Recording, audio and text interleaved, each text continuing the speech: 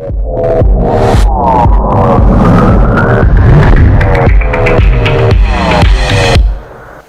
में दिवाली है, लेकिन हमारी सेना के हजारों जवान इस वक्त सरहद पर तैनात हैं, देश की हिफाजत कर रहे हैं। लगातार दूसरा साल है जब भारत और चीन की सेनाएं आमने सामने खड़ी हैं।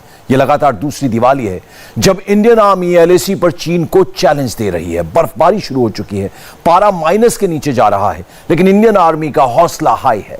इस वक्त भारत के जितने आधुनिक हथियार हैं वो एलएसी के आसपास तैनात कर दिए गए हैं। लगातार प्रैक्टिस यानी युद्धाभ्यास किया जा रहा है। आज हम आपको पूरी एलएसी की रिपोर्ट देंगे। लद्दाख से लेकर अरुणाचल प्रदेश तक हमारी सेना किस तरह देश की रखवाली कर रही है, यह रिपोर्ट देखिए। एक तरफ लद्दाख और दूसरी तरफ अरुणाचल।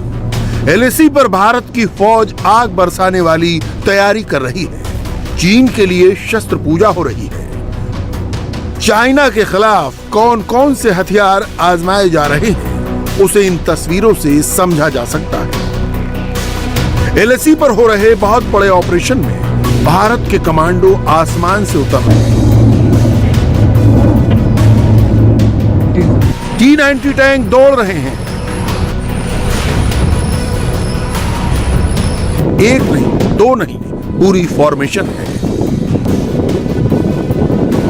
अपाचे हेलीकॉप्टर रास्ता क्लियर कर रहा है। यह लद्दाख एलएसी से आया लेटेस्ट वीडियो है,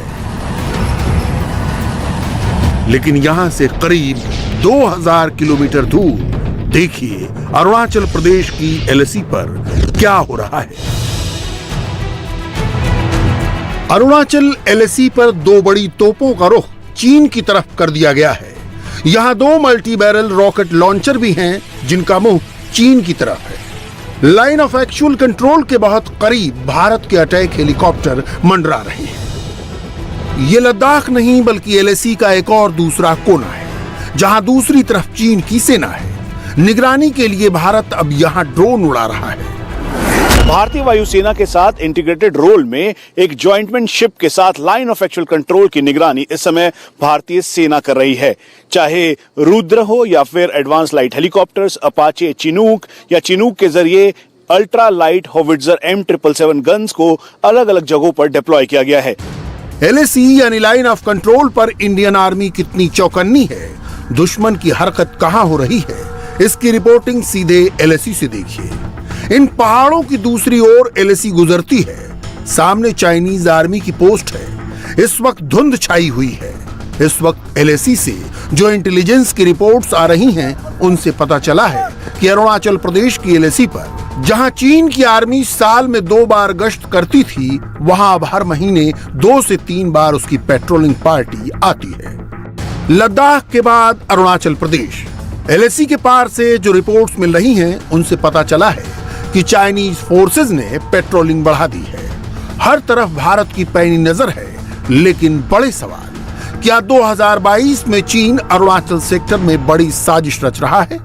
अरुणाचल में किबिथू के पास दिचू का इलाका है, दिबांग में जिक्केन ला का इलाका, .4190, करांग नाला के पास गलाई तुई झील, सारी नदी भी सियुंगला, डोमला, ये दोनों दर्रों पर भारत की नजर है।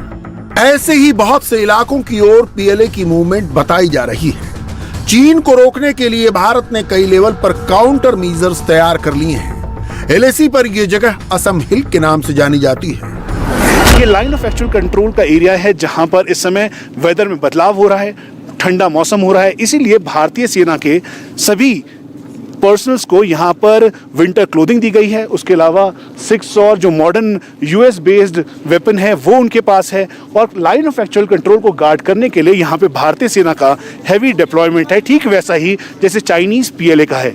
इस पूरे साल में कुल मिला के 3 बार फ्लैग मीटिंग हुई है और ये फ्लैग मीटिंग बॉर्डर मैकेनिज्म के तहत हुई है और खासतौर पे जो एग्रीमेंट्स हैं अलग अलग उनके तहत की गई, क्योंकि वहाँ पर परसेप्शन की डिफरेंस की वजह से चाइनीज पीएलए और भारतीय सेना आमने सामने थी और फेस ऑफ की कंडीशन हुई। और इसीलिए इंडिया टीवी आपको दिखा रहा है लाइन ऑफ एक्चुअल कंट्रोल के बुमला से ठीक अभी की तस्वीर जिसमें एक एक डिटेलिंग के साथ लाइन ऑफ एक्चुअल कंट्रोल के चाइनीज पीएलए का जो परमानेंट स्ट्रक्चर है वो दिखाई दे रहा है, ब्लैक टॉपिंग रोड दिखाई दे रहा है। उसके अलावा ये जो ब्लैक टॉपिंग रोड है उसके साथ साथ ये जो पूरा पैसेज है उनके मेन हाईवे से कनेक्ट करता है। हमारा मेडिकल एड पोस्ट भी इंटीग्रेटेड है, हमारा कुक हाउस भी इंटीग्रेटेड है। मतलब एक बार अगर लड़ाई शुरू हो जाती है तो अगर हमारे पास राशन, एम्युनिशन, केरोसिन और बाकी हथियार हैं तो हमें इस इंटीग्रेटेड डिफेंडेड लोकेलिटी से बाहर निकलने की ज़रूरत नहीं है। हम दुश्मन का सामना यहाँ बहुत ही इफेक्टिव तरीके से कर सकते हैं। इस इंटीग्रेटेड डिफेंडेड लोकेलिटी को इस तरह से बनाया गया है कि किसी भी तरफ से दुश्मन हमारे ऊपर अटैक करे उसको ये नहीं पता चलेगा कि कहाँ कितनी मैन पावर है, कहाँ पर कौन सा हथियार फायर हो रहा है, क्योंकि हर हथियार की हमने ऑल्टरनेट और प्राइमरी लोकेशंस भी बना रखी हैं। जैसा कि सुनजू ने कहा है, defend in a way that enemy does not know where to attack. इस तरह डिफेंस करिए ताकि एनिमी को ये ना मालूम हो कि हमें अटैक कहाँ करना है। अरुणाचल प्रदेश में इस जगह की दिल्ली से दूरी करीब 1500 किलोमीटर है। 16,000 फीट की ऊंचाई पर यहाँ सांस लेने में भी मुश्किल होती है, ब्लड प्रेशर बढ़ जाता है। फॉरवर्ड लोकेशन पर डिप्लॉयमेंट के बाद इस समय मोटार और साथ में एमएमजी और जो एमजीएल है उसे फायर करने की पूरी तैयारी की जा रही है और अब इसे फायर किया जा रहा है।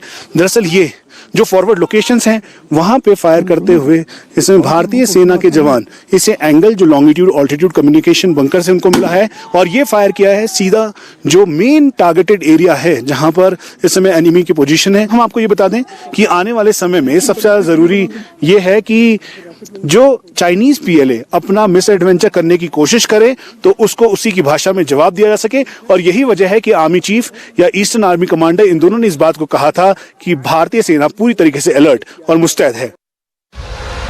एलएसी पर भारत की आर्टिलरी की ताकत देखिए। इसमें करगिल में पाकिस्तान को सबक सिखाने वाली बोफोर्स तोप भी है और कुछ साल पहले अमेरिका से खरीदी M777 भी, जो वजन में हल्की है और उसे पहाड़ों पर आराम से तैनात किया जा सकता है। यह लद्दाख में तैनात है और अब इसे अरुणाचल में एलएसी के पास भी डिप्लॉय कर दिया गया है। भारत की तोप शक्ति क्या है, अब वो बहुत गौर से समझिए। इनमें कई तोप हैं जो अलग अलग कैलिबर की हैं, यानी उनके गोलों का साइज अलग अलग होता है। इनमें बोफोर्स 155 मिलीमीटर का गोला 25 किलोमीटर के दायरे में दागती है। M777 की range 40 kilometre, light field gun जो 105 मिलीमीटर का गोला 20 किलोमीटर की रेंज तक मार सकती है, वहां M46 ये 130 मिलीमीटर की तोप है, रेंज 27 किलोमीटर है। चाइनीज पीएलए ने जब डेप्थ एरिया में एक्सरसाइज करनी शुरू की तो भारतीय सेना ने अपनी बोफोर्स गन को लाइन ऑफ एक्चुअल कंट्रोल के बेहद करीब रखा ताकि लद्दाख की तरह अगर कहीं से भी चाइनीज पीएलए मिस एडवेंचर करने की कोशिश करता है या फिर अपने light tanks, artillery guns, rocket regiment को लेकर आता है तो उसका उसी की भाषा में जवाब दिया जा सके। ये 155 mm बोफोर्स गन जिसका रेट ऑफ फायर 14 सेकंड में 3 राउंड है, करीबन 31 किलोमीटर तक इसकी इम्पैक्टफुल रेंज है। यही नहीं बल्कि ये एक्सटेंडेड रेंज इसकी अलग अलग एम्यूनेशंस के साथ हो सकती है। इस समय हम लाइन ऑफ एक्चुअल कंट्रोल पर हैं जहां पर इन बोफोर्स गन को डिप्लॉय किया गया है। अगर मैं आपको पहले के बारे में बताऊं, पहले सारा डाटा कैलकुलेशन और डाटा का पैसेज मैनुअली हुआ करता था जिसमें कि काफ़ी टाइम लगता था।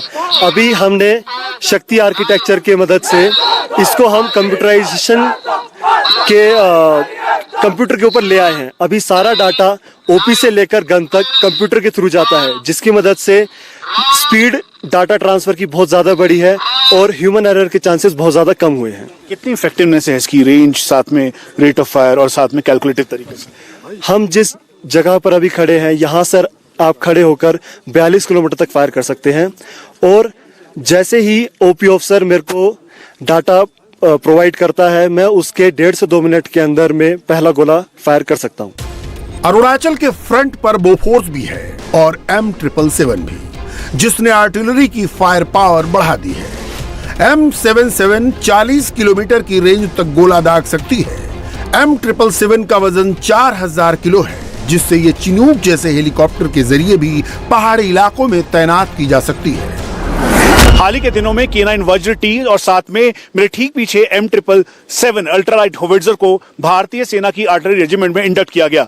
आने वाले समय में एटैक और साथ में धनुष भी इस बेड़े का हिस्सा होगी। दरअसल इसकी इंपॉर्टेंस इसलिए भी बढ़ जाती है कि M777 ultralight howitzer BAE system और महिंद्रा के साथ अब यहीं पर बनाया जा रहा है और इसकी रेंज करीबन 31 किलोमीटर इफेक्टिव है। 1 मिनट के अंदर 4 गोले दागने की इसकी क्षमता है और ये 4.5 टन का है, जिसको आसानी से चिनूक हेलीकॉप्टर के जरिए एयरलिफ्ट करवाया जा सकता है। अब देखिए LAC के करीब वो 2 मल्टी बैरल रॉकेट लॉन्चर जिसने इंडियन आर्टिलरी की रेंज और बढ़ा दी है। पिनाका की फायर पावर किसी मिसाइल से कम नहीं है, जो 60 किलोमीटर के दायरे में हमला कर सकती है। वैसे अब इसको गाइडेड रॉकेट बनाने की तैयारी चल रही है। पिनाका की रेंज 100 किलोमीटर से ज्यादा बढ़ाने की तैयारी हो रही है। भारत के पास अभी 50 से ज्यादा पिनाका सिस्टम है, 100 और खरीदने की तैयारी है। BM-21 ग्रेड के 40 रॉकेट के मुकाबले इससे सिर्फ 12 रॉकेट दागे जाते हैं। एक बार सैल्वो फायर करने में 72 रॉकेट्स 44 सेकंड के अंदर ये फायर करता है और 1000 बाय 800 मीटर का इफेक्टिव एरिया कवर करता है। हम आपको ये भी बता दें कि इसे जहां शिवाबो कहा जाता है तो स्मर्च को रशियन में टॉर्नेडो कहा जाता है। और भारतीय सेना का ये एक रॉकेट रेजिमेंट का बेहद इंपॉर्टेंट गेम चेंजर डिप्लॉयमेंट के तौर पर लाइन ऑफ एक्चुअल कंट्रोल और लाइन ऑफ कंट्रोल की अलग अलग लोकेशंस पर इन्हें डिप्लॉय किया गया है। LAC के आसपास लगातार ड्रोन भी उड़ाया जा रहा है। LAC के करीब चीन की पोस्ट पर क्या हो रहा है, इसकी पूरी रिकॉर्डिंग इस ड्रोन में है। इस ड्रोन से मिली तस्वीरें बताएंगी कि LAC पर हालात कितने नाजुक हैं। क्या लद्दाख की तरह अरुणाचल प्रदेश में भी चीन कुछ करने की फिराक में है? चीन को काउंटर करने के लिए इंडियन आर्मी की एविएशन ब्रिगेड की जो नई तस्वीरें आई हैं, उनसे पता चलता है कि आर्मी ने अपने कई नए वेपन सिस्टम LAC के आसपास डिप्लॉय कर दिए हैं। भारतीय सेना ने ईस्टर्न कमांड में पहली बार एविएशन ब्रिगेड को सेटअप किया है। इसका मकसद है लाइन ऑफ एक्चुअल कंट्रोल के होने वाली हर एक हरकत को मॉनिटर करना। इसमें सर्वेलेंस इक्विपमेंट जैसे हिरॉन मार्क 1 जैसे UAVs, उसके अलावा हेप्टर्स और अटैक हेप्टर शामिल हैं। इनमें ध्रुव हेलीकॉप्टर के साथ इसके लड़ाकू वर्जन रुद्र हैं, जो मिसाइल भी फायर करते हैं। इसके अलावा 2006 में इजराइल से खरीदे गए हेरोन ड्रोन भी यहां तैनात कर दिए गए हैं। सेना का फोकस LOC और लद्दाख के बाद अरुणाचल LAC पर भी है। अभी तक आर्मी में ड्रोन का चार्ज आर्टिलरी यानी तोपखाने के पास रहता था, लेकिन अगस्त में इसमें बड़ा बदलाव करते हुए ड्रोन को अब आर्मी एविएशन कोर के तहत कर दिया गया है। लाइन ऑफ एक्चुअल कंट्रोल पर डिप्लॉयमेंट से लेकर सर्विलांस और उसके साथ साथ चाइनीज एक्टिविटी पर नजर इस समय भारतीय सेना की है और इसीलिए जहां हेरॉन मार्क 1 उसके अलावा बाकी सर्विलांस इक्विपमेंट के जरिए 24 घंटे निगरानी की जा रही है। और यही वजह है कि अप्रैल 2020 के बाद जब ईस्टर्न लद्दाख में फेस ऑफ हुआ तो उसके बाद से लेकर यहां पर भी इसका असर दिखने लगा है। इसीलिए eastern army commander lieutenant general Manoj Pande के मुताबिक दरअसल भारतीय सेना पूरी तरीके से मुस्तैद है और इसीलिए जो आर्टिलरी गन्स, साथ में जो वेपन सिस्टम, सर्विलांस इक्विपमेंट और मॉडर्न वेपन्स हैं, उनको यहां पर तैनात किया गया है। इनमें हेरोन ड्रोन भी है और सर्चर ड्रोन भी। ये दोनों ही इजराइल से खरीदे गए थे। चीन से निपटने के लिए सर्विलांस 24/7 हो रही है। जाहिर है टेंशन लद्दाख LAC पर भी है और अरुणाचल प्रदेश LAC पर भी, और इसके लिए पूर्वी कमान पूरी तरह तैयार है। पूर्वी कमान के तहत आने वाली 4 कोर हैं। नागालैंड के रंगा पहाड़ में 3री कोर, असम के तेजपुर में 4थी कोर, पश्चिम बंगाल के पानागढ़ में 17वीं कोर और बंगाल के ही सिलीगुड़ी में 33वीं कोर। इस तरह पूर्वी कमान के तहत 1 लाख से ज्यादा सैनिक हैं जो पूर्वी मोर्चे की हिफाजत करते हैं। लाइन ऑफ एक्चुअल कंट्रोल पर हम इस समय इंटीग्रेटेड डिफेंडेड लोकेलिटी में हैं। ये कंपनी कमांडर बंकर है जिसके अंदर कम्युनिकेशन सेटअप है और चाहे क्वाडकॉप्टर, BFSR या HSTI, लॉरस, इन सब की इमेज लाइव बफर के साथ यहां पर आ रही है। यानी लाइन ऑफ एक्चुअल कंट्रोल की होने वाली हर एक हरकत पर पूरी तरह से नजर है। आर्मी चीफ जनरल नरवणे ने भी इस बात को कहा था कि सर्विलांस इक्विपमेंट के साथ भारतीय सेना लाइन ऑफ एक्चुअल कंट्रोल को पूरी तरीके से मैन कर रही है और यही वजह है कि चाइनीज पीएलए जैसे ही एग्रेसिव पोस्चर पे आता है, भारतीय सेना उसे पीछे की तरफ धकेल रही है। मेजर आदित्य, कितना इंपॉर्टेंट है ये, और खासतौर पे एक एक चीज की मॉनिटरिंग की जा रही है, चाहे उसकी उनकी व्हीकल्स हो या फिर मूवमेंट हो या हलचल हो या एक्स्ट्रा डिप्लॉयमेंट हो। ओके, ये कंपनी कमांडर बंकर है, ये बेसिकली सर्विलेंस और कोऑर्डिनेशन दूसरे सर्विसेज के साथ, जैसे इंजीनियर्स है, आर्टिलरी है, एयर आर्मी एयर डिफेंस है, इवन इंडियन एयरफोर्स के साथ लड़ाई के हालात में कंपनी कमांडर यहाँ से ही उन सर्विसेज के साथ कोऑर्डिनेट करेंगे। अभी आप जैसे मेरे दाहिने देख रहे हैं बैटलफील्ड सर्विलेंस रडार। इस बैटलफील्ड सर्विलेंस रडार से मैं दुश्मन के एनिमी के पैदल कॉलम और व्हीकल कॉलम दोनों का पता इसमें लगा सकता हूँ। साथ ही साथ आप मेरे पीछे देख रहे हैं हैंड हेल्ड थर्मल इमेजर। इससे अच्छे मौसम में और बुरे मौसम में दोनों में दुश्मन की हरकत पर नज़र रखा जा सकता है। एंड इसके साथ साथ आइज ऑन स्काई की तरह काम करने वाला क्वाडकॉप्टर, जो कि दुश्मन की रियल टाइम इंफॉर्मेशन मूव की मुझे देता रहेगा। साथ ही आप मेरे दाहिने देख रहे हैं टैक्टिकल वीडियो स्ट्रीमर। ये हमारी जो पेट्रोल टुकड़ियां हैं जो एलएसी पर या एलएसी से आगे ऑपरेट करेंगी, उनके द्वारा कैरी किया जाने वाला एक मैन पैक इक्विपमेंट है, जिससे मुझे लाइव फीड दुश्मन के मूवमेंट की यहाँ मिलेगी। जो इन्फेंट्री वेपन मॉडर्नाइजेशन के तहत भारतीय सेना के सभी जवानों को 7.62 600 rifle line of actual control पर भी मुहैया करवाई है। उसके अलावा जो मॉडर्न इक्विपमेंट्स है वो दिया गया है, क्योंकि यहाँ पर मौसम सबसे बड़ी चुनौती है और इसीलिए उसे पाने के लिए 24/7 ऑल वेदर जो डिफरेंट रडार्स, उसके अलावा जो डिफरेंट इक्विपमेंट्स हैं वो भारतीय सेना को दिए गए हैं। दरअसल अगर ये कंपनी कमांडर बंकर के ऊपर अगर गोला भी लगे, यानी अगर आप ये समझ लें कि 155 mm का गोला आर्टिलरी का यहाँ पे गिरता है, तो उसके बावजूद भी इसका कोई भी असर नहीं होगा। और यही वजह है कि भारतीय सेना के ये ट्रेंचेस, ये पूरे जो इंटीग्रेटेड डिफेंडेड लोकेलिटी है, ये और मजबूती के साथ इसको लाइन ऑफ एक्चुअल कंट्रोल पे भारतीय सेना को मजबूत बनाती है। इस वक्त चीन को लेकर भारतीय सेना का सबसे ज्यादा जोर सर्विलांस पर है और इसके लिए अरुणाचल प्रदेश के रूप में एक सर्विलांस सेंटर है जो पूर्वोत्तर में पूरी एलएसी पर नजर रखता है। इस सेंटर को ड्रोन से भी फुटेज मिलती है, सैटेलाइट से तस्वीरें मिलती हैं, जमीन यानी ऊंची चोटियों पर लगे स्पेशल कैमरों से फीड मिलती है। पूर्वोत्तर में नई एविएशन ब्रिगेड को एक्टिव करने के साथ 2 हेलीकॉप्टर्स की सॉर्टीज यानी उड़ान ज्यादा बढ़ी हैं। ये हैं ध्रुव और इसका लड़ाकू version Rudra. Army aviation core के पास 90 ध्रुव हेलीकॉप्टर हैं, जबकि 75 रुद्र हेलीकॉप्टर। ये हेलीकॉप्टर भारत में ही एचएएल ने बनाए हैं। इस वक्त एलएसी पर एयर डिफेंस का रोल और भी बढ़ गया है, क्योंकि आर्टिलरी और सेना की जमीनी फॉर्मेशन को दुश्मन के हवाई हमले से भी महफूज रखना होता है। इसके तहत एलएसी पर डिप्लॉय की गई L-70 एयर डिफेंस गन को अब और ज्यादा आधुनिक बना दिया गया है। नाइट विजन कैपेबिलिटी के साथ ऑल वेदर ये एडी गन इफेक्टिवली काफी ज्यादा अहम और इस समय लाइन ऑफ एक्चुअल कंट्रोल पर एरियल टारगेट करने के लिए पूरी तरह से सक्षम है। ये अपने टारगेट को करीबन 3.5 किलोमीटर तक एंगेज कर सकता है और यही इसकी क्षमता है, जिसकी वजह से इसे लाइन ऑफ एक्चुअल कंट्रोल के अलग अलग जगहों पर डिप्लॉय किया गया है। पुरानी गन की कमियों को दूर करने के लिए इसमें अत्याधुनिक कंपोनेंट्स और लेटेस्ट टेक्नोलॉजी का इस्तेमाल किया गया है, ताकि ये लो लेवल एयर थ्रेट जैसे unmanned aerial vehicle, unmanned combat aerial vehicle, attack helicopters और मॉडर्न एयरक्राफ्ट्स का सामना कर सके। टारगेट एक्विजिशन और ऑटोमेटिक ट्रैकिंग कैपेबिलिटी को बढ़ाने के लिए इसमें daylight television camera, thermal imaging camera और लेजर रेंज फाइंडर का इस्तेमाल किया गया है।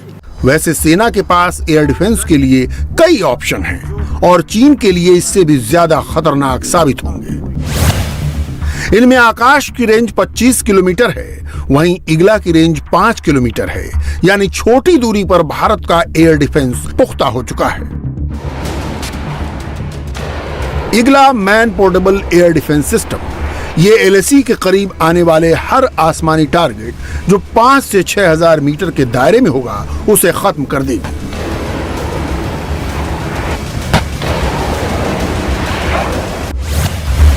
इगला मिसाइल सिस्टम में एक लॉन्चर होता है और एक मिसाइल होती है। 17 किलो के इस पूरे सिस्टम को एक सैनिक कंधे पर रखकर चलाता है। यह मिसाइल इंफ्रारेड होमिंग के सिद्धांत पर काम करती है, यानी उस टारगेट की ओर जाती है जहां से गर्मी निकल रही है। इसे हीट सीकिंग मिसाइल भी कहते हैं। इगला से पहले भारत आकाश एयर डिफेंस सिस्टम को भी तैनात कर चुका है। वहीं नीचे उड़ते विमानों, ड्रोन और हेलीकॉप्टर को टारगेट करने के लिए एक और हथियार है। ये ZU-23 है, जिसकी 23 मिलीमीटर की गोली 2.5 किलोमीटर की रेंज तक टारगेट करती है और इससे 1 मिनट में 2000 गोलियां दागी जा सकती हैं।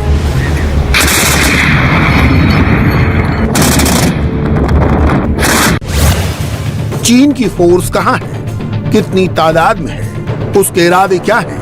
इसके लिए भारत लगातार LAC पर सर्विलांस कर रहा है। लद्दाख के बाद अरुणाचल में भी LAC पर सेना की गतिविधियां बहुत ज्यादा बढ़ गई हैं। ईस्टर्न आर्मी कमांडर ने भी कहा है कि चाइनीज आर्मी ने LAC पर रिजर्व फॉर्मेशन डिप्लॉय की है और इस बात से इंडियन आर्मी अलर्ट है। हम आपको ये भी बता दें कि खासतौर पे डोकला और फिर उसके बाद अरुणाचल प्रदेश के तवांग के ठीक सामने चाइनीज PLA का जो कोना काउंटी एरिया है, वहां पर उन्होंने अपना डिप्लॉयमेंट इंक्रीज किया है। Chinese PLA operational depth area में लगातार एक्सरसाइज कर रही है। इस एक्सरसाइज में वो अपने आर्म्ड UAVs, साथ में लाइट टैंक्स और मिसाइल रेजिमेंट और रॉकेट रेजिमेंट के साथ एक्सरसाइज कर रही है और उसकी हर एक जानकारी बारीकी से भारतीय सेनाओं से मॉनिटर कर रही है, ताकि कहीं से भी अप्रैल 2020 की तरह ईस्टर्न लद्दाख में जो हुआ, चाइनीज PLA इस ईस्टर्न सेक्टर में ना कर सके। अरुणाचल सेक्टर में LAC की दूसरी ओर चीन कई युद्धाभ्यास कर रहा है। चीन की रिजर्व फॉर्मेशन अब भी तैनात है, यानी उसने अपनी फौज की तादाद बढ़ा दी है। अब सवाल है कि LAC के डेप्थ एरिया में जो तैयारी है, उसे जल्दी LAC तक पहुंचाने के लिए क्या किया जा रहा है। तो देखिए, ये है सेला टनल। सेला टनल को उस सेला पास के ठीक नीचे बनाया जा रहा है, जो अरुणाचल प्रदेश के तवांग को असम के तेजपुर से जोड़ता है। 13,000 फुट की ऊंचाई पर सेला पास के नीचे बनाई जा रही ये सुरंग तैयार होने पर दुनिया की सबसे ऊंचाई वाली बाईलेन टनल होगी। इससे तवांग और असम के तेजपुर के बीच दूरी 10 किलोमीटर कम हो जाएगी। सेना को LAC तक पहुंचने में 1 घंटे कम वक्त लगेगा। सेना बड़ी से बड़ी टुकड़ी को जल्द से जल्द किसी भी वक्त LAC तक पहुंचा पाएगी। सेला टनल की एक्सक्लूसिव तस्वीर इंडिया टीवी आपको ग्राउंड जीरो से दिखा रहा है। इस पूरे टनल को ऑस्ट्रेलियन मेथड के जरिए तैयार किया गया है।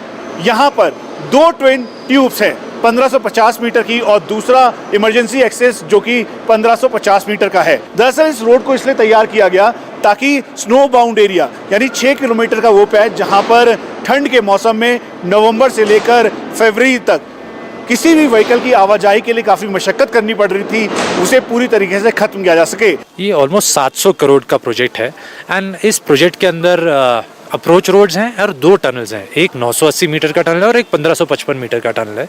जो 1555 मीटर का टनल है हमारे पीछे, इसके अंदर 2 ट्यूब्स हैं, एक एस्केप ट्यूब और एक मेन ट्यूब। और ये जो टनल्स, दोनों ट्यूब्स हैं, इन ट्यूब्स का एक्सकवेशन खत्म हो गया। इनफैक्ट 14 अक्टूबर को ही अभी रक्षा मंत्री जी ने इसका ब्रेक थ्रू ब्लास्ट लिया था। सेला टनल बनाने का काम 2019 में शुरू हुआ था और दुनिया की सबसे ऊंची बाईलेन सुरंग के अगले साल तक बनकर तैयार होने की उम्मीद है। फॉरवर्ड लोकेशंस पर जो जवान हैं, क्योंकि विंटर अब आने वाला है और इसीलिए पूरी तैयारी कर ली गई है, ताकि अगर कुछ पोस्ट जो कि कटआउट भी होता है तो उसके बाद भी उनके पास आर्म्स, एमिनेशंस, फ्यूल, राशन, ये सभी चीजें मुहैया हो सके और पूरी मुस्तैदी के साथ लाइन ऑफ एक्चुअल कंट्रोल की निगरानी कर सके। दिल्ली में भी इस बात का एहसास है कि नवंबर के बाद अगली गर्मियों तक LAC पर तनाव बरकरार रहेगा, क्योंकि चीन ने लद्दाख LAC पर अड़ियल रवैया अख्तियार किया हुआ है। इसलिए LAC को लेकर अगले 6 महीनों की प्लानिंग हो चुकी है।